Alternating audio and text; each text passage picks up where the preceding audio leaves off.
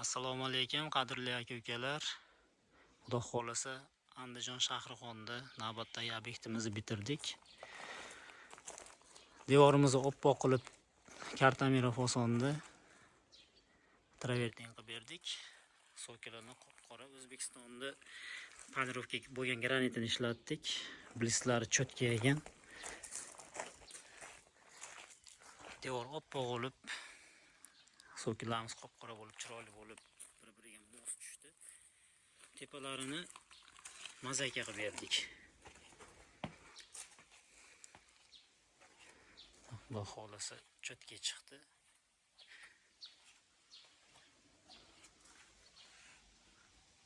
Ko'zlarimizga chiroyli qilib fason berdik.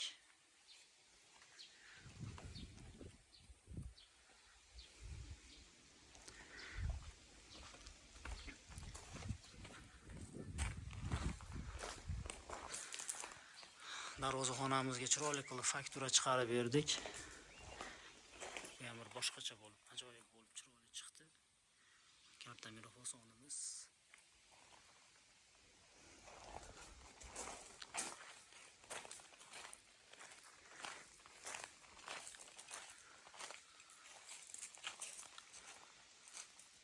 Eshiklarga ham, derazalarga yaltiroq lentadan bosib berdik, ko'rkamroq chiqishi uchun.